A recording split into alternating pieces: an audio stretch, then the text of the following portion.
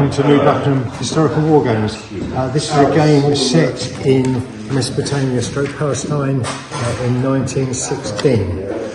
The table is 6x4 and it features a railway halt and an oasis in a small village in the middle of the desert. The Turkish forces defending the station.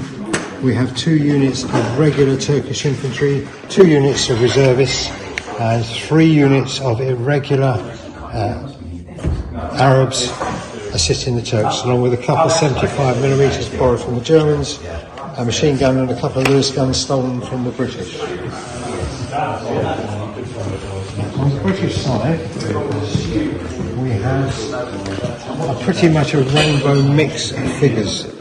Bear in mind that troops are going backwards and forwards through the port of Aqaba. We have some Gurkhas, we have some Sharifan, we have some Sikhs, some British coming back from India, some Blue Jackets, Australian light horse, and of course we have Lawrence with 2 lots of irregular Arab cavalry.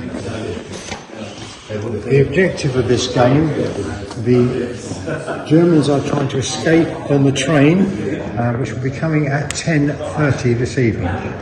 The British objective is to stop the train from getting along to the station and thereby capture the German advisors to the Turks.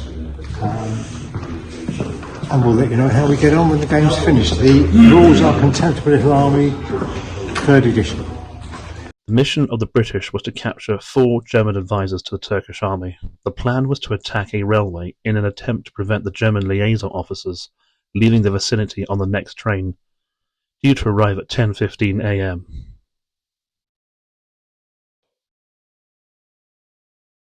Struggling with rough terrain, the regular British units in the task force made slow progress.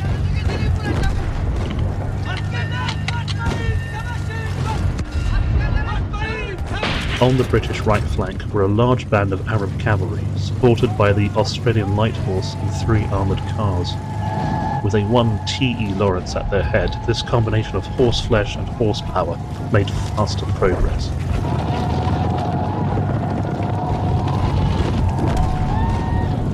The Turkish field guns, meanwhile, were proving more effective than was expected, causing substantial casualties among the oncoming Imperial units.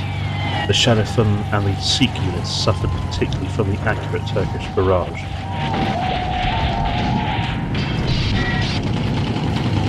The Turkish artillery also accounted for one of the British armoured cars. Lawrence and the Arabs charged into the Arab irregulars defending the oasis, and after a brief but bloody hand-to-hand combat, the Arab horse swept through them and onward toward the railway line.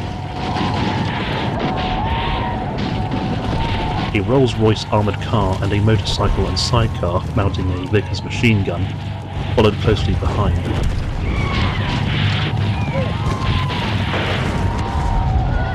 The crew of a Lanchester armoured car had already broken through the Turkish line and, despite desperate attempts by the Turkish regulars to destroy it, the Lanchester gained the railway line, blocking the track.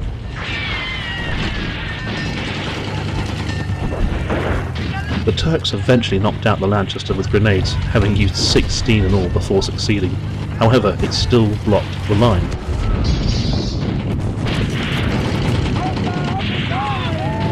Lawrence's Arab cavalry was now running amok among the railway.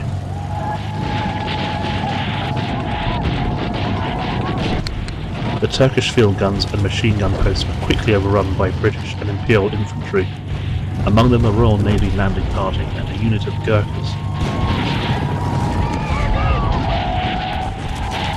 The Imperial forces had captured the line and made it impassable at 10:10 a.m, and so a British victory was declared. 10:15 and the game is ended.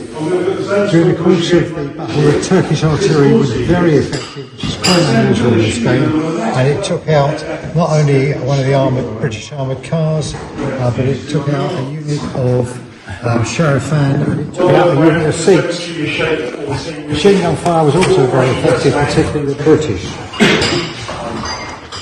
The British troops attacked the Turkish left flank using their irregular Arab cavalry, their 2 units, and they swept through the oasis, destroying the Turkish Arabs defending that position.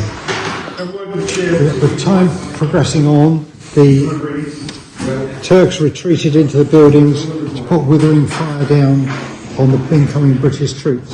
However, one of the British armoured cars, a Lanchester, drove through the buildings, between the buildings, parked itself on the train tracks and was promptly attacked by the Turks, who blew it up with hand grenades. However, it effectively blocked the tracks. Both Turkish artillery pieces were eventually taken out, and the remaining Turks are surrendered in the buildings now. There's no way the train could get through to pick up the German officers, so it's declared a British victory. So congratulations to Paul and Dominic, and commiserations to Tony and Ryan for a well-fought game.